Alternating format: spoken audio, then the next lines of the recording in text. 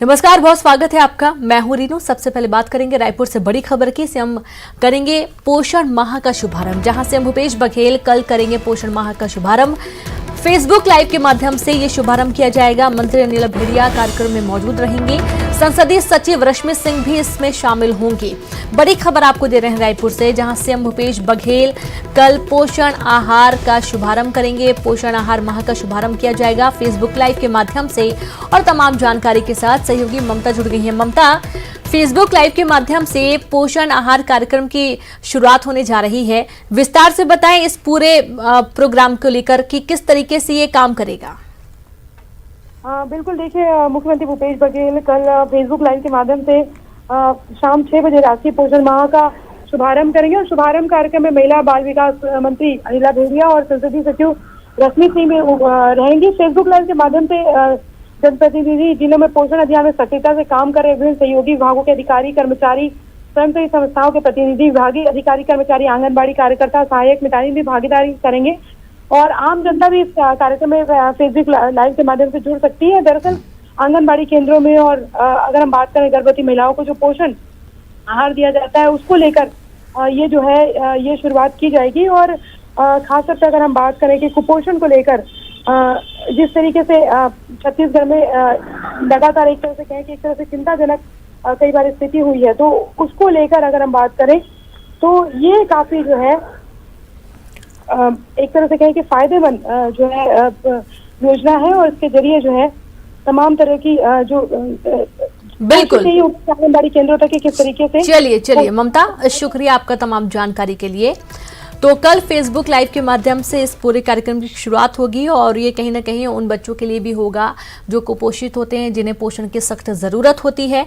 अगली खबर, मुख्यमंत्री भूपेश बघेल ने आज प्रदेश में कोरोना संक्रमण से बचाव और इलाज की समीक्षा के लिए एक वर्चुअल बैठक बुलाई।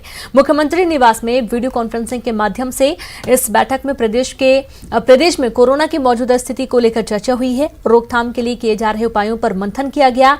साथ ही सीएम ने अधिकारियों और मंत्रियों से जिले संक्रमण की स्थिति पर चर्चा की है। कोविड सेंटर और आइसोलेशन केंद्रों में उपलब्ध और बिस्तरों की संख्या की जानकारी ली गई। सिम्टोमेटिक और एसिम्टोमेटिक मरीजों की संख्या, जिलेवार रोज औसत टेस्ट क्षमता, जांच रिपोर्ट में लगने वाला समय, रैपिड टेस्ट और आरटी-पीसीआर टेस्ट की संख्या पर भी विस्तार से जानकारी ली गई। पिछले 7 दिनों का रोज का विवरण जाना। ताम्रध्वज साहू, टीएस सिंहदेव, रविंद्र चौबे, अनिला भेड़िया, अमरजीत भगत, कवासी लखमा, जय सिंह अग्रवाल समेत तमाम आला अधिकारी बैठक में शामिल हुए।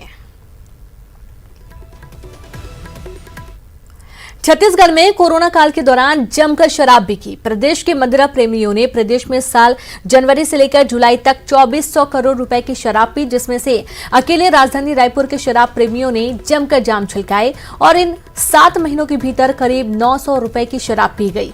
आबकारी विभाग के आंकड़ों के मुताबिक रायपुर के अलावा दुर्ग और बिलासपुर में भी लोगों ने खूब शराब पी। दुर्ग में 262 करोड़ तो बिलासपुर में 228 करोड़ रुपए की शराब पी गई है।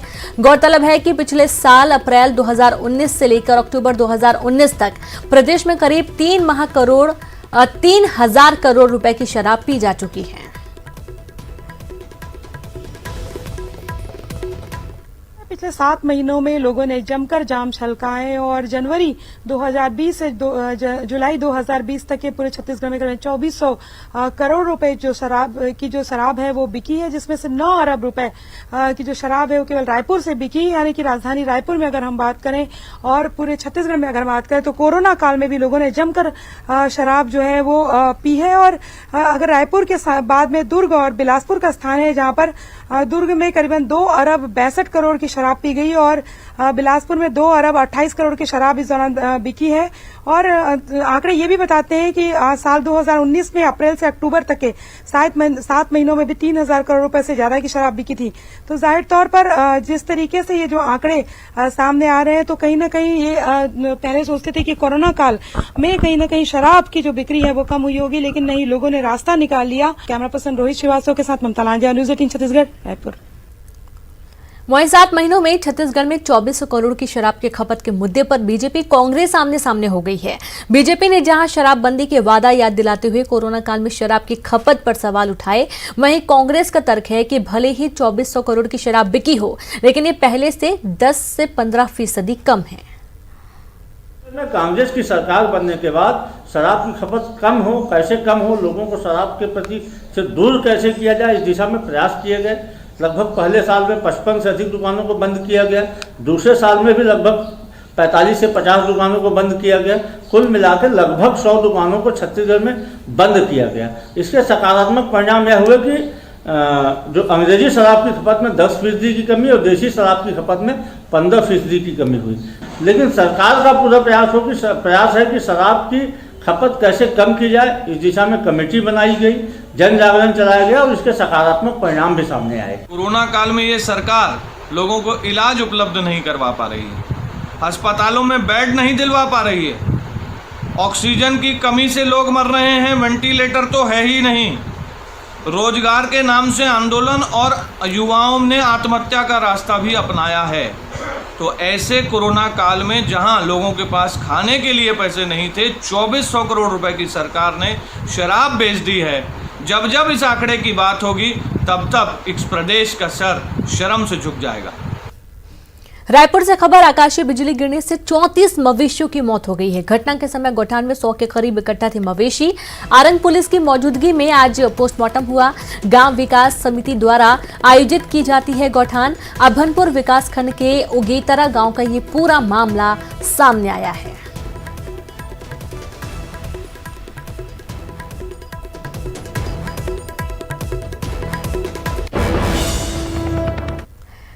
राजधानी रायपुर में सदर बाजार के साथ ही हलवाई लाइन का एक बड़ा इलाका कंटेनमेंट जोन घोषित किया गया है। हर्ष ज्वेलर्स सदर बाजार कॉर्नर से सुरेश ज्वेलर्स गोल बाजार कॉर्नर तक, महावीर अशोक ज्वेलर्स से मुक्कड़ कॉर्नर तक कंटेनमेंट जोन घोषित किया गया और इसे सील कर दिया गया है। साथ ही बसंत ज्वेलर्स से आकांक्षा कलेक्शन तक हलवाई लाइन कंटेनमेंट जोन के साथ ही 14 दिनों के लिए सील किया गया है। इन इलाकों में शनिवार को एक साथ 14 संक्रमित मिले थे।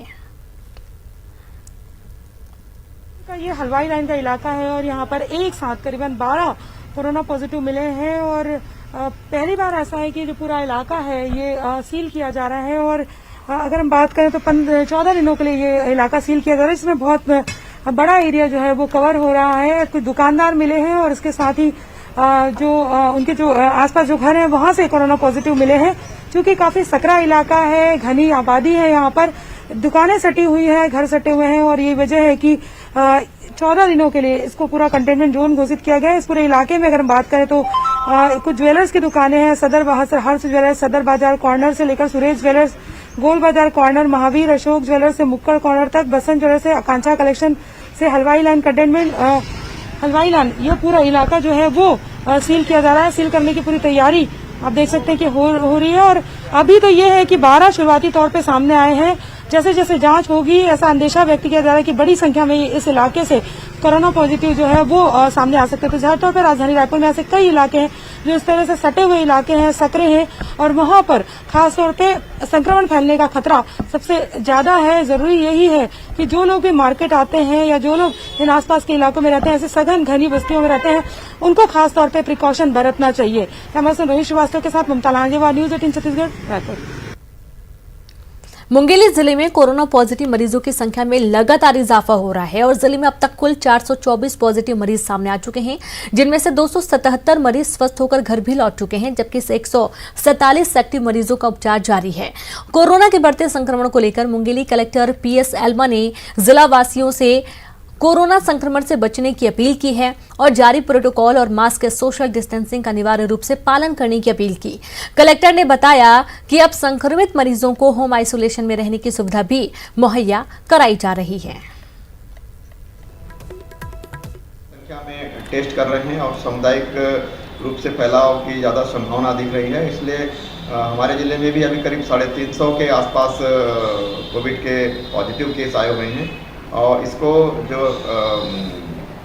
डिस्ट्रिक्ट हॉस्पिटल में है, जो कोविड हॉस्पिटल है, वहाँ पर हम लोगों ने इलाज कर रहे हैं। इसके अतिरिक्त जो लोग सक्षम हैं या चाहते हैं कि मेरे घर में पर्याप्त सुविधाएं हैं, कोविड-19 के प्रोटोकॉल के अनुसार, तो उनको हम आवश्यक समझाइश देकर, स्वास्थ्य के संबंध में जानकारी देकर उनको हम घर में रहने के लिए भी घर में रहकर उनका इलाज कर रहे हैं। और जिले के तीनों विकासखंड में जो CSC हैं, यहाँ पर भी कोविड के टेस्ट का व्यवस्था। छत्तीसगढ़ हाईकोर्ट में 3 कोरोना पॉजिटिव मिलने के बाद हाईकोर्ट को 9 सितंबर तक बंद रखने का आदेश जारी किया गया। इस बीच केवल बहुत ही अर्जेंट मामलों पर ही वर्चुअल सुनवाई हो सकेगी। बता दें कि इससे पहले भी कई बार कोरोना के चलते हाईकोर्ट को बंद रखने का फैसला किया गया था। उसके बाद अधिवक्ताओं की मांग और पेंडेंसी के चलते वीडियो कॉन्फ्रेंसिंग के जरिए सुनवाई शुरू हुई। उस सुनवाई के बीच महाधिवक्ता कार्यालय में कई कोरोना पॉजिटिव हुए और अब फिर से 3 कोरोना पॉजिटिव पाए जाने के बाद रजिस्ट्रार जनरल ने 9 सितंबर तक हाईकोर्ट को बंद रखने का आदेश जारी किया है। बताया जा रहा है कि इस बीच हाईकोर्ट को पूरी तरह से सैनिटाइज किया जाएगा।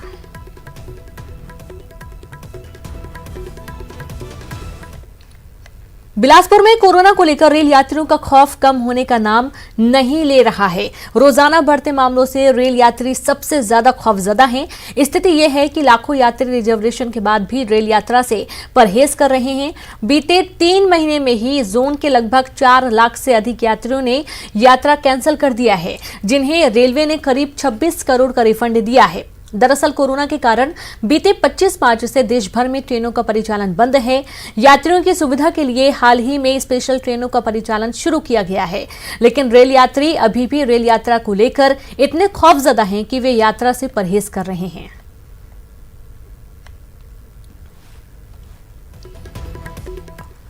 राजधानी रायपुर में इस रविवार को भी टोटल लॉकडाउन है। तो वहीं कोरोना संक्रमण के बढ़ते मामलों के बीच मुख्यमंत्री भूपेश बघेल ने कलेक्टर, कमिश्नर, CEO, SP की वीडियो कॉन्फ्रेंसिंग के जरिए एक बैठक बुलाई है, जिसमें कोरोना के बढ़ते मामलों के साथ ही लॉकडाउन समेत तमाम मुद्दों पर चर्चा होगी।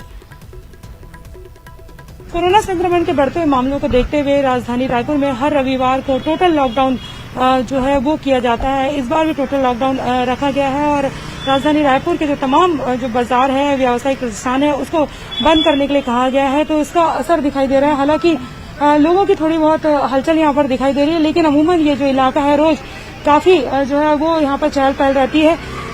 मालवीय रोड का ये इलाका है और इसके साथ ही शहर में भी जगह जगह जो दुकानें हैं वो बंद रखने के लिए कहा गया है।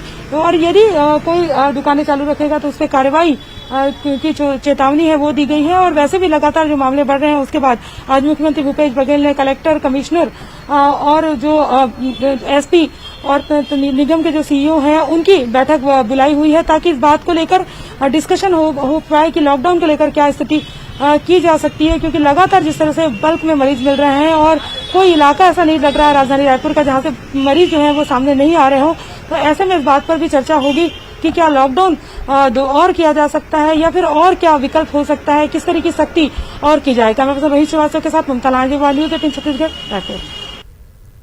प्रदेश के पूर्व गृह मंत्री और रामपुर विधायक ननकीराम कंवर के बेटे के साथ हुई मारपीट का मामला तूल पकड़ता जा रहा है।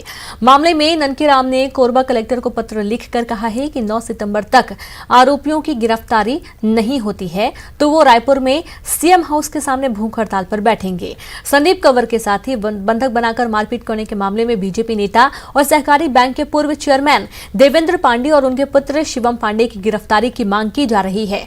जिला पंचायत सदस्य संदीप कंवर की बीजेपी नेता देवेंद्र पांडे के साथ 26 अगस्त को मारपीट हुई थी।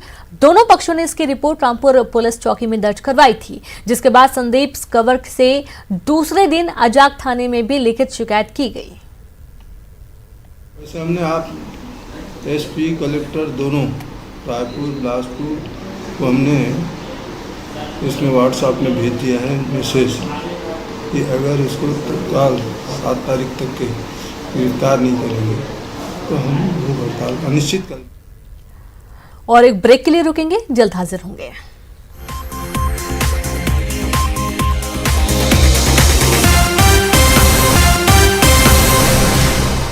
ब्रेक के बाद एक बार फिर से आप सभी का स्वागत है।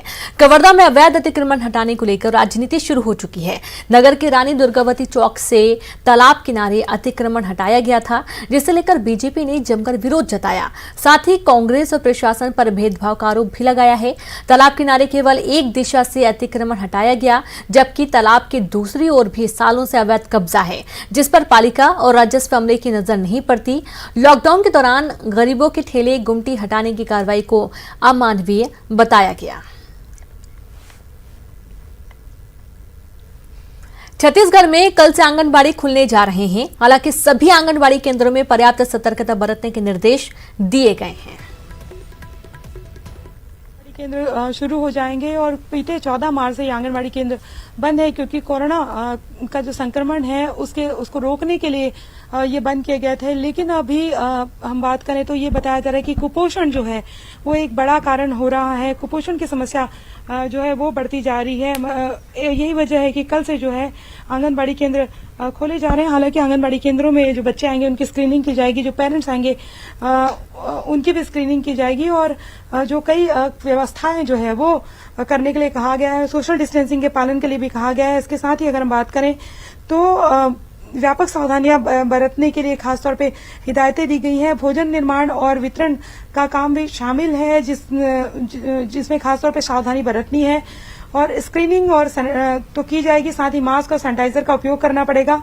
बच्चों के अभिभावकों से भी सहमति ली गई है और बातचीत की गई है, और आंगनबाड़ी केंद्रों में स्वास्थ्य एवं पोषण समन्वय में मुख्यमंत्री से अनुमोदन प्राप्त किया गया है कि गर्म भोजन दिया जाएगा, खासतौर पे छोटे बच्चों को और इसको लेकर चूंकि पहले से ही आदेश जारी हो गया है, तो देखना ये होगा कि चूंकि कोरोना के लगातार मामले बढ़ते जा रहे हैं, इसमें ऐसे में कितना सोशल डिस्टेंसिंग का पालन कराया जाता है और खासतौर पे जो सावधानियां बरतनी चाहिए वो कितनी बरती जाती हैं, इसको लेकर जरूर मॉनिटरिंग करने की जरूरत होगी। क्योंकि जो लोग खाना बनाएंगे या जो आंगनबाड़ी केंद्रों में आएंगे उनकी भी प्रॉपर तौर पे समय समय पर स्क्रीनिंग की जाए, और उसके साथ ही अगर बच्चों की भी खासतौर पर स्क्रीनिंग की जाए और सोशल डिस्टेंसिंग का पालन जरूर हो, इसका भी ध्यान रखने की जरूरत है। हालांकि ये जरूर है कि आंगनबाड़ी केंद्रों के जरिए जो गाँव देहात के बच्चे हैं और जो आर्थिक रूप से जो काफी कमजोर वर्ग के जो बच्चे हैं उनको काफी ये आंगनबाड़ी के केंद्रों के जरिए जो है वो सहारा हो जाता है। कैमरा पर्सन रोहित श्रीवास्तव के साथ ममता लांजेवार, न्यूज 18 छत्तीसगढ़, रायपुर।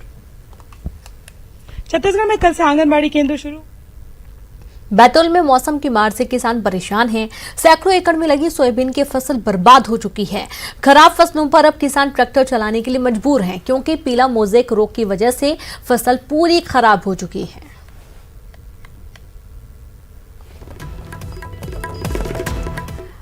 अलीराजपुर में एक किसान खड़ी फसल पर ट्रैक्टर चला दिया। दरअसल बीमारी लगने की वजह से फसल पूरी खराब हो चुकी थी। किसानों का कहना है कि मौसम की मार की वजह से उनकी फसलें खराब हो गई हैं, लेकिन अधिकारी उनकी सुध नहीं ले रहे।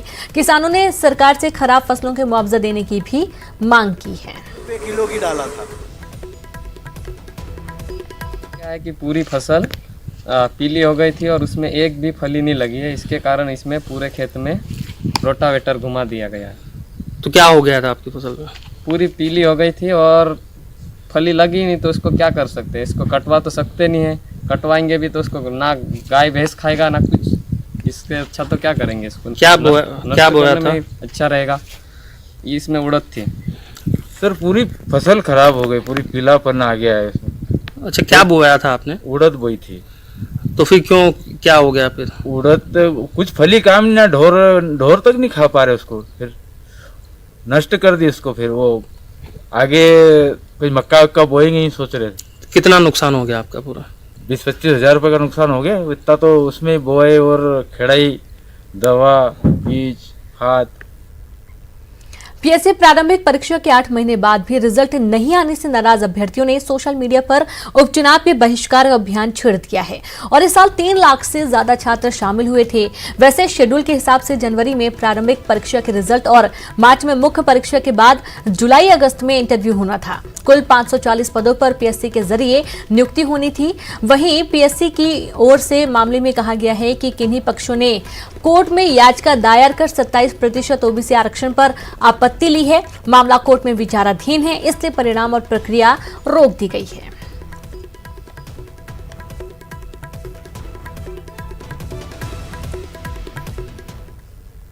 एक्ट्रेस कंगना रनौत ने शिवसेना नेता संजय राउत पर पलटवार किया। कंगना ने कहा कि राउत का बयान महिलाओं के खिलाफ है। महाराष्ट्र सिर्फ संजय राउत का नहीं है बल्कि हम सब का है। कंगना ने कहा कि वे 9 सितंबर को मुंबई पहुंच रही हैं और वे धमकियों के बावजूद डरने वाली नहीं हैं। संजय राउत जी, आपने मुझे कहा कि मैं एक हरामखोर लड़की हूं। आप एक सरकारी मुलाजिम हैं, एक मंत्री, आप तो जानते ही होंगे कि इस देश में हर दिन नहीं हर घंटे कितनी लड़कियों के बलात्कार हो रहे हैं, कितनी लड़कियों का शोषण किया जा रहा है, उनकी बॉडीज काट के एसिड डाल के फेंक दी जा रही है, उनकी काम की जगहों पे उनको गालियां दी जा रही है, उनका अपमान किया जा रहा है, उनके खुद के पति उनके कान, नाक, मुंह, कान, जबड़े तोड़ रहे हैं। और आपको पता है इसका जिम्मेदार कौन है? इसका जिम्मेदार है ये जो मानसिकता आपने, जिसका भौंडा प्रदर्शन पूरे समाज के सामने, पूरे देश के सामने किया है, वो मानसिकता इसकी जिम्मेदार है। और इस देश की बेटियां आपको माफ नहीं करेगी संजय जी। आपने उन सब महिलाओं का शोषण करने वालों को सशक्तिकरण किया है, इस देश की बेटियां आपको माफ नहीं करेंगी। और जब आमिर खान जी ने कहा था मुझे इस देश में डर लगता है, तब उनको किसी ने हरामखोर नहीं कहा, या जब नसीरुद्दीन शाह जी ने कहा था तब उनको किसी ने हरामखोर नहीं कहा। जो मुंबई पुलिस की मैं तारीफ करते हुए नहीं थकती थी, आप देख लीजिए मेरे पुराने कोई भी इंटरव्यूज, आज जब वो पालघर की लिंचिंग में साधुओं को के सामने वो कुछ नहीं करते हैं, खड़े रहते हैं, या एक लाचार बाप जैसे कि सुशांत के पिताजी उनकी एफआईआर नहीं लेते हैं, मेरी स्टेटमेंट नहीं लेते हैं, तो इस प्रशासन के चलते हुए अगर मैं उनकी निंदा करती हूं, ये मेरी अभिव्यक्ति की आजादी है, मैं उनकी निंदा करती हूं। संजय जी, मैं आपकी निंदा करती हूं, आप महाराष्ट्र नहीं हैं, आप ये नहीं कह सकते कि मैंने महाराष्ट्र की निंदा की। और संजय जी, मैं 9 सितंबर को आ रही हूं, आपके लोग कह रहे हैं कि आप लोग मेरा जबड़ा तोड़ देंगे, आप लोग मुझे मार डालेंगे। आप लोग मुझे मारिए, क्यों? क्योंकि इस देश की जो मिट्टी है वो ऐसे ही खून से सींच कर इस देश की जो गरिमा है और अस्मिता के लिए न जाने कितने लोगों ने अपनी जान दी है। और हम भी देंगे संजय जी, हम भी देंगे, क्योंकि हमको भी वो कर्ज निभाना है। मिलते हैं 9 सितंबर को। जय हिंद, जय महाराष्ट्र। जबलपुर से खबर है, जहां पर पुलिस आरक्षक ने खुदकुशी की कोशिश की है। घर में उन्होंने फांसी लगा ली। परिजनों ने अस्पताल में भर्ती किया है, हालत काफी गंभीर है, इलाज जारी है। जबलपुर से खबर है, जहां पुलिस आरक्षक ने खुदकुशी करने की कोशिश की, घर में फांसी लगा ली। हालांकि काफी गंभीर हालत में उन्हें तुरंत अस्पताल ले जाया गया है, जहां पर उनकी हालत गंभीर बताई गई है, इलाज लगातार जारी है। अभी आत्महत्या क्यों की गई है, ये पूरा जांच का मामला है। पुलिस आरक्षक की खुदकुशी के कई सारे पहलू सामने निकलकर पहले भी आ चुके हैं और इस बार भी ये पूरा मामला जांच का विषय है कि आखिरकार पुलिस आरक्षक ने खुदकुशी की कोशिश क्यों की है। छत्तीसगढ़ स्कूल शिक्षा विभाग के प्रमुख सचिव डॉक्टर आलोक शुक्ला एक दिवसीय दौरे पर शनिवार शाम को बालोद पहुंचे। डॉक्टर शुक्ला ने पढ़ाई तुहर द्वार कार्यक्रम के तहत चल रहे बच्चों की पढ़ाई को लेकर गुरूर ब्लॉक के कपरमेटा और दानी टोला गांव पहुंचे और यहां शिक्षकों और बच्चों से बातचीत की और इसके बाद बालोद नगर के आमापारा में बन रहे अंग्रेजी माध्यम स्कूल का निरीक्षण किया। वहीं प्रमुख सचिव के दौरे की जानकारी के बाद इंतजार में बैठे शिक्षक और छात्रों से मिलने देर शाम उमरादाह शासकीय स्कूल पहुंचे और बच्चों से मुलाकात की, जहां आलोक शुक्ला बच्चों के साथ केक काटकर बच्चों का हौसला अफजाई करते हुए नजर आए।